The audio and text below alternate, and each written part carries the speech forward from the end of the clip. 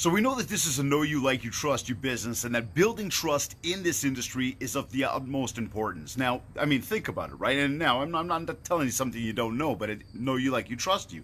Now, when you think about it, are you just going to let anybody walk into your house right now? In fact, is anybody going to just let anybody walk into anybody's house right now? Do you know where they've been? Do you know who they've been with? Do you know if they've got a cold? Do they have COVID? I mean, people are walking around with masks and telling everybody what line to walk in. There is no trust factor going on right now, but people are trying to figure out how to cope with one another. Now, when you think about it, trust, again, is essential and crucial to our success because, well, if you don't have trust, nobody's paying attention to you.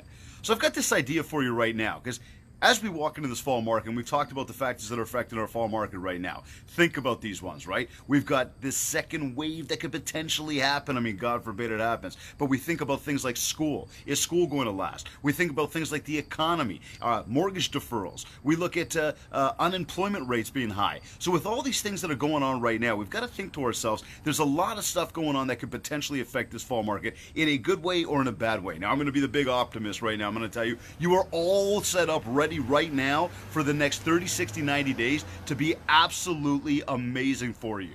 Think about these things right now. With everything I just mentioned between school and mortgages and unemployment and all that stuff, well, hey, there's going to be people that need to refinance their home. There are going to be people that need to not only refinance their home, but they may need to downsize their home. Now, between refinancing and downsizing, that's a touchy subject. Now, when we go back to this idea of trust, are you just going to trust anybody, or is anybody just going to trust you to just simply have that conversation with you? Again, that's touchy. Like, I don't want to tell you about my financial situation if I don't really know you that well, or if you just cold call me or just send me something in the mailbox or send me an email or an ad on social media. You get what I'm saying? You're some rando. No, I'm going to go with somebody I trust, somebody that I can confide in, somebody that I can say, listen, you know, we're having some trouble financially. Like, I know you think everything looks good in my world, but right now things are really, really tough. See, we're only going to have that conversation with people we trust. Now, if you're building your contact list and you are working everything you're supposed to be doing on a regular basis, well, guess what? We have a little bit more trust factor. There's a little bit more know you, like you, trust you factor. So what do I want you to do? I want you to pick up the phone and I want you to call your database. I want you to do that this week. Find 5 to 10 people every single day that you could pick up the phone, call them up and just say, hey, how are you? How's things? And when they're like, yeah, things are good. No. Like, seriously. Is everything all right now? You doing good? You need any help? You ever, like, have you thought about, maybe refinancing? You thought about maybe making a move at all? How's COVID been?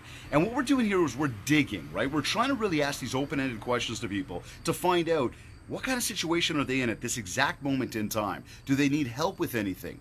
Because again, listen, maybe they're not going to be making a move, but maybe you can make that referral to a mortgage broker. Maybe get them some refinancing. Help them pay their mortgage. This stuff is touchy. Again, we're only dealing with people we trust. But this comes back to calling your database, right? I just put this out to my Mindshare Masters today. I told everybody I want you to pay attention to your mailbox. I want you to pay attention to your inbox. And I broke down as to why and what strategic things we're going to do, what steps we're going to do with all the things we learn. But think about it. There are other people. Your competition is out there right now trying to build mindshare with your audience. You're just going to let them do that, especially when you've got a know you, like you, trust you factor? So how do you combat that? How do you deal with that? Again, pick up the phone, make your phone calls, 5 to 10 people a day, check in with them, really dig for the need, be genuine about the phone call. Ask them how they're doing. Ask them if they need any help. Ask them if they've planned for the next 30, 60, 90 days. If things have been tough. Again, you're just trying to dig for the need, figure out how you can help, how you can be a resource, how you can be their trusted advisor. That comes back to building trust, and that's why trust is the key to your success. Now get out there and go build some mindshare.